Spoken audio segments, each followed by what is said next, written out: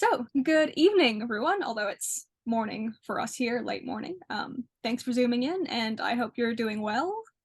Yes, I'm doing great. To people watching online, hello, and thank you for tuning in to this Melbourne Books author interview. Yes. Mhm. Before we launch into the questions, I'd like to just give a brief introduction to Ruwan. From Washington, USA, we have Ruwanmali Samarakoon-Amunugama, the author of Milk, Spice, and Curry Leaves, Hill Country Recipes from the Heart of Sri Lanka. Ruwan is passionate about Sri Lankan cooking and cuisine, in particular, the important personal ancestry that this food represents. In Milk, Spice, and Curry Leaves, Ruwan explores the rustic tropical flavors of Sri Lankan cuisine in recipes designed for home cooks in mind. Her book is out now, available in bookstores and on Melbourne Books website. Also, for everyone tuning in online, please see the exclusive voucher code below, MSCL10. You can enter this code at checkout on Melbourne Books website to donate 10% of your purchase to charity. Ruwan has nominated Sardavaya's We Are One campaign, which helps Sri Lankan people currently suffering from food shortages. There'll be more information about this campaign and all that it stands for in the bio, and I'll mention it again at the end. Okay, so with all that in mind, I thought we could kick off by having a chat about Milk, Spice, and Curry Leaves itself, the book. So, Ruwan, what prompted you to write Milk, Spice, and Curry Leaves, you think, in the first place originally?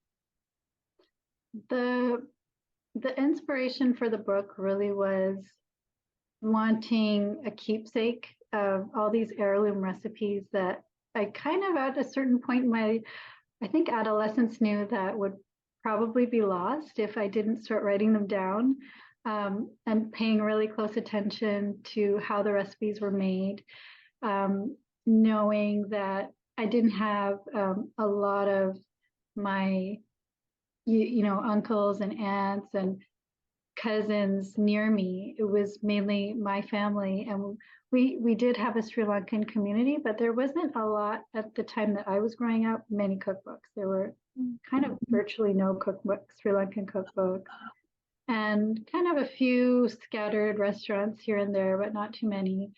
And my mother, the way my mother cooked was very particular to the region that she grew up in Sri Lanka.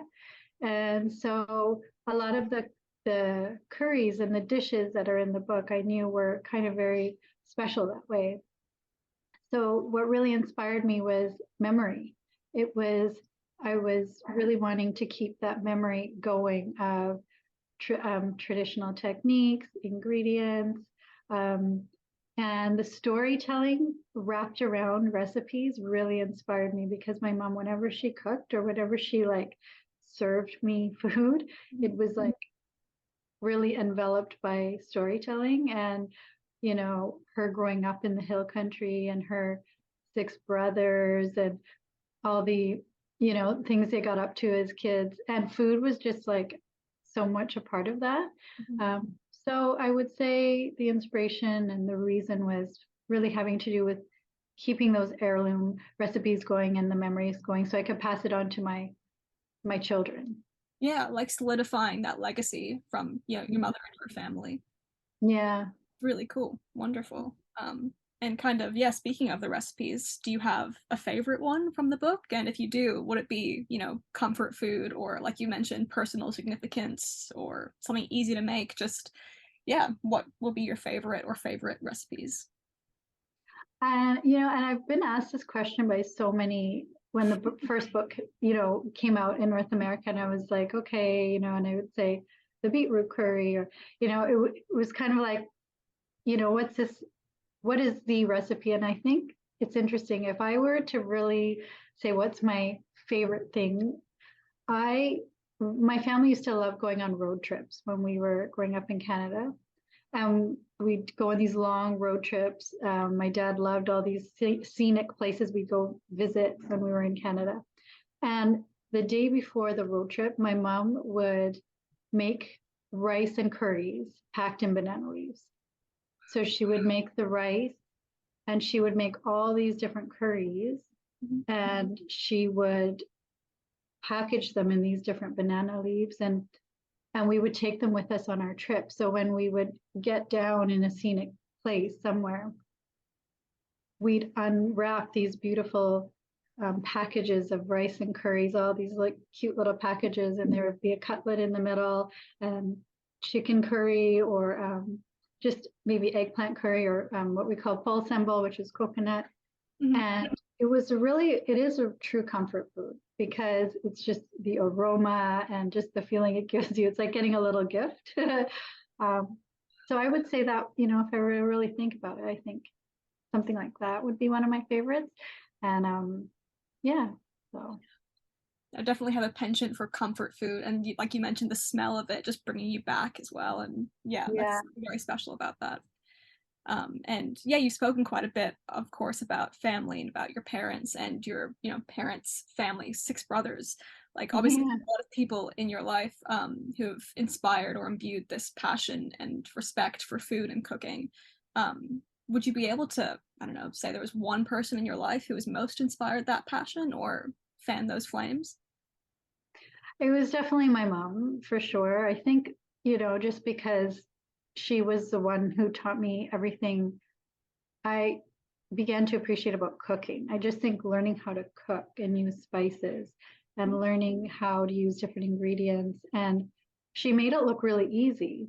And, just kind of, I just think I was very inspired by that. Just learning how to use those ingredients and how to cook a curry on a stove. And when I moved away, first time I moved away from home and lived on my own, I was like, mimicking what she did on my own. So she really, really inspired the cooking. But then when we used to go to Sri Lanka, and I used to go to different aunts or uncles or cousins, and they would make it there. So I was used to what my mom made, but then we would go there and I would taste the true jackfruit, freshly husked cashews, and try that. I think that just exploded. It just really, really then took what she made and took it to another level. So it's first my mom, but then it was a lot of the trips and the traveling to Sri Lanka and my family there who really inspired it, I think. Right. And it's interesting that you mentioned, those specific flavors and ingredients and how they are, true to the region. Because I wanted to ask quite specifically about Sri Lankan cuisine and, those spices and flavors that are, unique to the regions. So how important would you say are, or is spice itself to these recipes? And which spices that are, in the book are most foundational, would you say? It's really interesting because when I was researching the book, I came across a cookbook, a Sri Lankan cookbook that I bought in Sri Lanka. And something the author said really resonated with me. And she said, Sri Lankan food is basically, spice is the foundation of all the food. And it was so true. I'm not perhaps quoting it correctly, but it was the backbone of all of these curries. And it really does. All these spices really carry the protein or the vegetable or whatever it is that you're making. And it is the foundation. Anika, my daughter's here. That's so fun. So it's really the foundation. It's really the sort of the backbone of all those curries. And so yeah, I would say it's intertwined with every curry and every dish that you make. Yeah. Well, especially with that being in mind, what would you say to someone who tells you or just claims that they don't like spicy food? Because I feel like that might be something that I've heard, Australians say, and maybe people in the States have said, oh, it's too hot, it's too spicy. And I find that so interesting because especially during, I don't know, this time of year during Christmas or the holidays, we use so many spices in our baking. We use cinnamon, we use nutmeg, we use ginger, we use all these spices, cloves, and we kind of equate it more to baking. That's when we find it a little bit more acceptable, I think, is when it's in baking, because that's how we have been maybe accustomed to using spices in maybe Western but those are the same spices that we use in our cooking. And it's just the way that spice decides to bend. So if you're going to use it for baking, it will just bend a different way. And when we use it for rice and curry, it's just being utilized in a different way. And what I really like about my, the region of the hill country recipes, the up country in Sri Lanka, was a lot of this, and what I tried to relay to was that spicy doesn't mean hot, or it doesn't mean pungent all the time. It's a flavor profile. And so a different spice will just have a different flavor profile. And so the recipes use different spices to create a balanced profile. So it shouldn't really be pungent, or it shouldn't really feel like it's overly, I guess, aromatic in one way. So when you use the different spices, they actually should kind of balance out. Yeah, sure. So, and a big part of the book in the beginning is just talking about spices and how to just understand what they are. Sure. That makes so much sense. Yeah, to help people, ease them into it, which, sorry about that, which plays actually into my next question, which is, how do you encourage, or what advice would you give to someone who is intimidated by these new flavor profiles, or maybe hasn't used them before, is unfamiliar, or just, is not sure how to go about trying new things in the kitchen? One thing I really love about Sri Lankan cooking, and my husband and I talk about it, because every Sri Lankan family has a different way of cooking the same curry. So my chicken curry is going to be different than my husband's chicken curry. And I think what I would say is, like, you can, the thing with Sri Lankan cooking is it's not so prescribed that it has to be the exact way. So that's why it was hard to write this book, was trying to get the exact measurements for spices with my mom was so difficult, because she was like, oh, I just put a pinch of this. So I think when you're not used to spice, especially with Sri Lankan cooking, you can dial it down or dial it up the way you want. So if you want less chili, my mom, when we were growing up, rarely used chili. She used more paprika because she wanted the color, but she didn't necessarily want the heat. So that gave us a different flavor. If you don't like garlic or ginger, you can dial that down a little bit. Less curry leaves. Like, we were very methodical when I was writing the book. My editor would say, well, how many curry leaves exactly? And that was so new to me. But you don't have to use, probably somebody who's familiar with the curries would use several more curry leaves than what the book prescribes. So I think just using your intuition about what you might like or might not like, and then kind of gauging it. Yeah, and again, flexibility, I guess. Yeah. Cool. Okay, that's useful, I think, to a lot of, especially, there are younger people who grow up being taught to cook one way and aren't quite sure how to approach other cuisines as they get older and try to, decide their own tastes, which is what I found when I left home, was trying to cook for myself for the first time. So that's useful advice. And I would say, just at the very beginning of the book is a recipe for roasted curry powder. And those are, like, when we talk heirloom, it's like families hold their curry powder recipes to their grave. And so I was very excited to share it, because I was like, let's put it out there. And that's a really interesting way of looking at spice, because when you roast the spice, you actually change the entire flavor profile. And it doesn't actually, it mellows some of those flavors out as you're roasting it. And then when you grind it and then cook with it, all those different spices, 7 spices, really kind of become a family together, and they blend. And so really cool when you're using the spice powder too. You'll really see how the flavor of spice changes. Amazing. And moving on from cooking and the flavors so much specifically, I wanted to have a chat, particularly with, We Are One campaign being your nominated charity. Wanted to talk about the values that you feel come through strongest, when you've been writing. I know there's a lot that you talk about, family and togetherness, and also this reverence, of course, for Sri Lankan culture. But are those are those kind of the main values that you were trying to get across while you were writing? I was really trying to get across a bygone era too, because I know a lot of lovely comments that came back to me about the book was the photography. And it was a really big element of the book because it was helping to speak to an era that was all about sort of slow living. And it was really about community. And my grandmother really was an integral person in her community. She, really, she went to the temple, she liked to feed people. And I think in Sri Lankan culture, it's very common to share food with your neighbors and other people in your communities and make sure everyone's fed. It's almost, my mom used to tell me, like, the door was always open and there had to be enough food always ready. So they always made a lot of food in case people were to come by. And that's not something we do. We'd probably run home after work, put something in the microwave, make sure, even as we do our shopping, we're just thinking from Monday to Friday. We're not thinking about the neighbors if they have had a meal, or that would never factor in.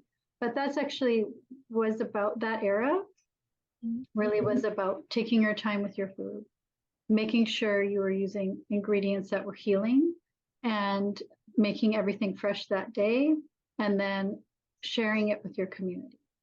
And I think there's something to be said about that, because you're making sure you're okay and well, you're making sure your home is okay and well, and your community is okay and well. And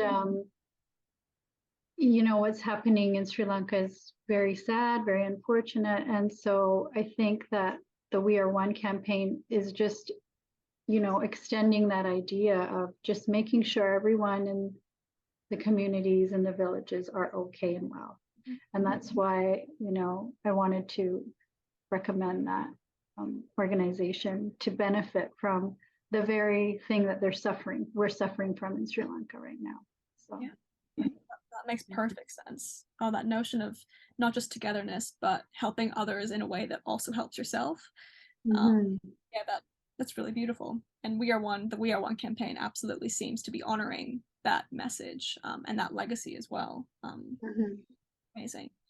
I suppose this kind of continues on from that, but are you hoping that these are the messages or the feelings and the values that people will take away from your cookbook? The opportunity not just to share food with, yourself and your family, but to celebrate culture and that that legacy of sharing and looking after each other.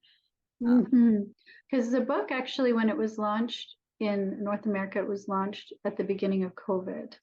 So people really were put in a position where they had to figure that out for themselves. How do you cook for yourself in a time of insecurity? And also we were looking for healing medicine, and a lot of the spices in the book are healing medicines. And so the idea of the book is really about taking those spices, which if you were to look at it as a medicinal cabinet of really good things for you, creating really delicious food that you can do by yourself, taking time with your food so you have time with your family and friends. And then, it would be wonderful if we shared that. And I think we do that more now. I think we do think about what we eat a little bit more now and take time with it and learn things more. And so definitely those are some of the values that I wanted to come through in the writing, in the stories, in the pictures. There's a big component in the beginning of the book on how do you use banana leaves, how do you cut a mango. I really wanted to deconstruct anything that felt hard. And to demystify curries. That's really was a big part of it. Demystifying curry is something you have to go to an Indian restaurant or South Asian restaurant or Sri Lankan restaurant to eat. You can really easily make it at home. Oh, that's wonderful. Yeah, accessibility is definitely quite a big theme that I noticed when I was, first reading through it myself, which again plays into, I think, a question I asked a little bit earlier about what advice would you give to people who are intimidated? Well, just read the start, look at the stories and see kind of that gateway into something that isn't as, mystifying as once maybe perceived. Yeah. Well, that's all of my questions, unless there was anything you wanted to add, or I'll just talk a bit more about We Are One again. But if there's anything else. No, and I've seen a lot of people who have bought the book post on Instagram some of their and people have just done amazing. People who've never tried the food have done such amazing jobs. So I think I really encourage people to try it because, and they're having fun with it. I can see a lot of people have had fun with the spices and fun with the methods. And so I think just want to encourage people to try it out. Amazing. Great. So thank you so much for all those wonderful insights. And yeah, before we log off, just another reminder, the exclusive voucher is MSCL10, which will be bottom there and in the description, to put 10% of your purchase for milk, spice, and curry leaves towards the We Are One campaign, which again helps Sri Lankan people currently suffering from food shortages. It's a really, really admirable cause. And thank you, everyone, for suggesting it and bringing it to our attention. So yeah, thanks again and have a great evening. Thank you, Sophie. Thank you so much. Melbourne Books.